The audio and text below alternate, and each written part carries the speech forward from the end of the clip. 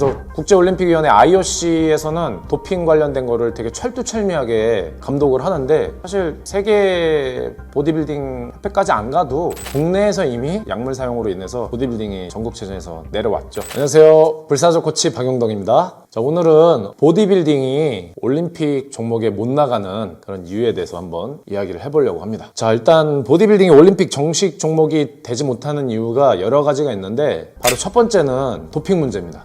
도핑 문제는 어떻게 보면 보디빌딩의 가장 심각한 문제라고 꼽힐 수가 있습니다. 내추럴 보디빌딩 대회도 있지만 일반적으로는 뭐 스테로이드나 호르몬 등을 사용하는 어떤 약물 사용이 되게 만연하죠. 그래서 국제올림픽위원회 IOC에서는 도핑 관련된 거를 되게 철두철미하게 감독을 하는데, 사실 세계 보디빌딩 협회까지 안 가도 국내에서 이미 약물 사용으로 인해서 보디빌딩이 전국체전에서 내려왔죠. 국내 자체에서도 컨트롤이 안 되는 상황 속에서 올림픽으로 들어가는 거는 아마 쉽지 않을 보입니다. 스테로이드나 이런 약물 계열을 사용하는 게 꼭 보디빌딩만이 있는 건 아니잖아. 그래, 맞아. 그것도 맞는 말이야. 보디빌딩 뿐만 아니라 어떤 스포츠도 약물에서 자유로운 스포츠는 없어. 근데 많은 엘리트 스포츠 선수들이 도핑 테스트를 받고 걸리는 사람들도 있지만 대다수의 선수들은 안 걸리고 있는 게 현실이야. 그러니까 물론 그 사람들이 안 걸리는 게 약물을 안 쓴다라고 보장은 못하지. 하지만 국제 반도핑 협회는 와다가 IOC와 연결해서 도핑 테스트 했을 때는 걸리지 않는 사람들이 많다는 거야. 근데 보디빌딩은 다르다는 거지. 보디빌딩은 아마 안 걸린 사람 찾는 게 하늘에서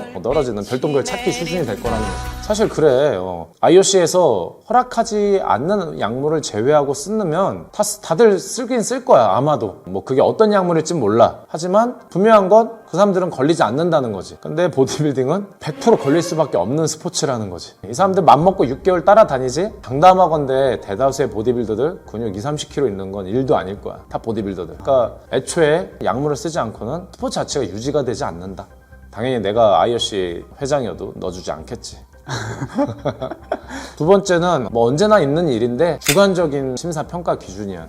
뭔가 테크닉이 아니라 같은 사이즈면 누가 더 이쁘냐, 누가 더 선명하냐. 근데 그게 내가 봤을 땐 더 예쁘고 더 아름답고 더 선명했다 이러면 할 말이 없는 거야. 그러니까 보디빌딩이 그전부터 뭐 자기네 라인만 심사해서 우승을 준다, 점수를 준다 이런 얘기들이 많았거든. 국내 대회만 하더라도. 뭐 세계 대회는 안 볼 것도 없지 뭐. 서로 간에 알력이 있을 게 뻔할 테고 특정 테크닉이나 기록을 보는 게 아니라 주관적인 심사를 보는 거니까 되게 문제의 소지가 많은 거지. 괜히 이거 들여놨다가 욕먹느니 안 하는 게 나을 수가 있다고 보는 거지. 세 번째는 올림픽이 원하는 어떤 그런 건강함과 어떤 윤리성에 대한 인재상이랄까? 그런 게 논란이 되고 어긋날 수가 있어. 결과적으로 올림픽이 원하는 건 공정한 그런 대회를 추구하는 거야. 근데 이 인위적으로 약물로 통해서 만든 몸이 과연 사람들에게 좋은 영향을 미칠 수 있을까? 그들 사이끼리는 멋있을 수 있지만 우리가 생각하는 건강함이나 자연스러운 아름다움하고는 거리가 멀단 말이지. 물론 아놀드 슈왈제네거나 올드타임 보디빌더 분들은 되게 아름답고 이상적이라고 생각해.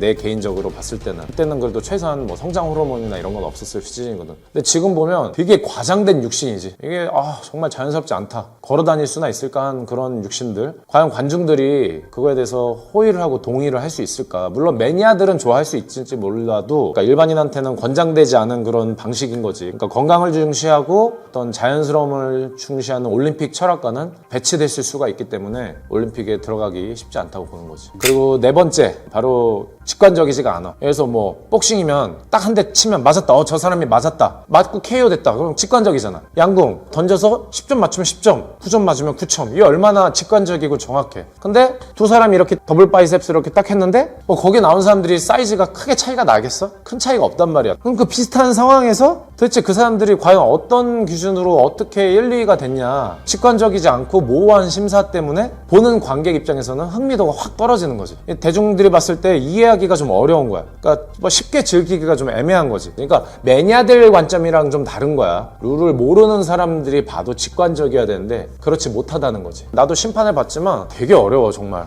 어려워. 조금만 각도를 다르게 봐도 저 사람이 더 좋아 보일 때도 있고 저 사람이 더 좋아 보일 때 있거든. 심판이 봐도 되게 몸 잡아내기가 어려운데 일반인들이 볼 때 얼마나 어려울까. 그러니까 직관적이지 않은 거지. 자, 마지막으로 경기 방식 및 규칙의 비일관성이라고 봐야 될 것 같아. 물론 국제 보디빌딩 협회인 IFBB를 통해서 기본 클래식한 보디빌딩 룰은 다들 우리가 잘 알고 있지만 사실 지금 대중적으로 많이 인기를 끄는 여러 협회들과 단체들이 난립하는데 저마다 어떤 심사 기준이나 룰들이 천차만별인 경우가 많아. 피트니스 선수부터 프로, 스포츠 모델 다양한 어떤 라인들이 있고 그에 따라서 포징도 다르고 심사 규정도 다르고 저마다 다 다른데 그걸 갖다가 하나로 통일하려면은 사실 그것부터가 쉽지 않은 거야. 우리나라 태권도만 하더라도 WTF라고 확실하게 통일된 단체가 있었기 때문에 전 세계로 쉽게 퍼져나갔는데 예컨대 했던 무술인 태권 같은 경우는 국내에서도 협회가 여러 개여서 단체가 통일이 안 되니까 더 확장이 안 된 케이스가 있거든.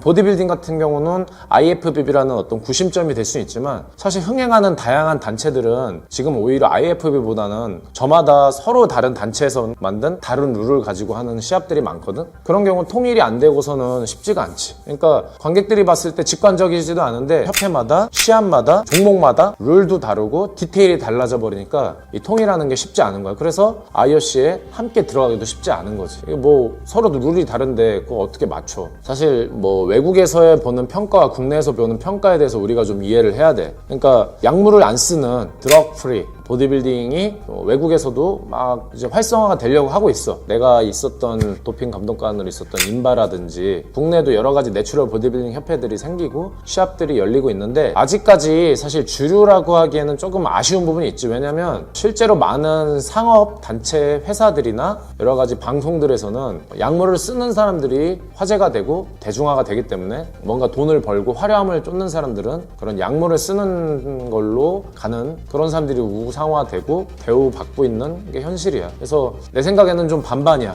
내추럴 보디빌딩이 올림픽으로 들어간다 하면 나는 너무 찬성이고 지금이라도 나도 그러면 정말 시합 준비도 하고 싶고 국내적으로만 봐서는 약물 쓰는 사람들이 인기를 얻고 언론에서나 방송에서도 약물 쓰는 사람들을 찾고 그리고 그런 사람들을 통해서 돌아간다면 보디빌딩이 꼭 올림픽에 가야 될까? 그리고 그런 상황이 된다면 IOC에선 보디빌딩을 받아주지 않을 거다. 그리고 첫 번째로 IOC까지 갈 필요도 없어. 국내에서 이미 전국 체전에서 보디빌딩이 탈락됐단 말이야. 그러니까 약물을 쓰는데 어떻게 국민 건강에 일조를 하냐 이거야. 외국에서는 한편의 다른 시각으로는 프로레슬링처럼 쇼, 엔터테인먼트로 보는 경우도 있어. 보디빌딩 운동하는 사람들의 노력을 폄하하고 싶진 않은데 약물을 쓰고 하는 것들은 사실은 비판받아야 될 일이고 그런 사실이 바뀌지 않는다면 올라갈 수도 없을 뿐더러 올라가면 안 된다. 그럼 요즘 약물 쓰고 되게 대단한 듯이 나오는 사람들 많잖아. 그런 사람들한테 한마디 근데 아는 사람들이 많어. 아 그래? 한반으로 표현하자면 먹는 거 가지고 사기치지 말라고 얘기하잖아. 우리 운동인은 그거야. 내 몸 가지고 사기치지 마라. 나는 그 말을 해주고 싶은 거지.